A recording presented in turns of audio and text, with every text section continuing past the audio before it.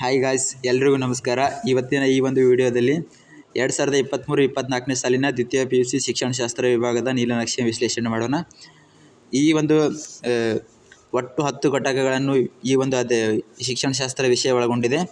ಅದರಲ್ಲಿ 1ನೇ ಪಾಠ, 2ನೇ ಪಾಠ, 3ನೇ ಪಾಠ ಮತ್ತು 4 ಮತ್ತು 6ನೇ ಪಾಠದಲ್ಲಿ ನಿಮಗೆ ಹೆಚ್ಚಿನವಾದಂಥ ಅಂಕಗಳು ಸಿಗ್ತವೆ.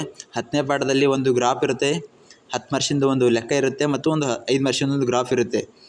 ಅದೇ ರೀತಿ ನೀವು ಮತ್ತೆ ನೋಡಬೇಕಂತಂದರೆ 5ನೇ ಪಾಠದಲ್ಲಿ 5 ಮಾರ್ಕ್ಸಿಂದು ಒಂದಿರುತ್ತೆ ತಿಳುವಳಿಕೆ ಪ್ರಶ್ನೆಗಳದೊಳಗೆ, ಇನ್ನೊಂದು 5 ಮಾರ್ಕ್ಸಿಂದು ಅನ್ವಯ ಇರುತ್ತೆ ಅಪ್ಲೈಡ್ ಕ್ವಶನ್ ಮತ್ತು ನಾಲೆಜ್ ಇಲ್ಲೊಂದು ಐತಿ 5 ಮಾರ್ಕ್ಸಿನ ಕ್ವಶನ್ 6ನೇ ಪಾಠದಲ್ಲಿ.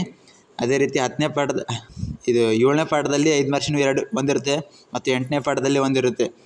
ಟೋಟಲ್ ಆಗಿ ನಿಮ್ಮದು ಕ್ವಶನ್ ಪೇಪರ್ 128 ಮಾರ್ಕ್ಸಿಗೆ ಬರುತ್ತೆ. ನೀವು ಉತ್ತರಿಸಬೇಕಾಗಿರೋದು ಕೇವಲ 80 ಅಂಕದ ಪ್ರಶ್ನೆಗಳಿಗೆ ಮಾತ್ರ. ಈ ಒಂದು ವಿಡಿಯೋ ನಿಮಗೆ ಇಷ್ಟ ಆದರೆ ಲೈಕ್ ಮಾಡಿ, ಶೇರ್ ಮಾಡಿ, ಕದಂಬ ಜಂಕ್ಷನನ್ನು ಫಾಲೋ ಮಾಡಿ ಮತ್ತು ಸಬ್ಸ್ಕ್ರೈಬ್ ಮಾಡಿ ಅಂತ ಹೇಳ್ತಾ ಈ ಒಂದು ವಿಡಿಯೋವನ್ನು ಇಲ್ಲಿಗೆ ಮುಗಿಸ್ತೀನಿ.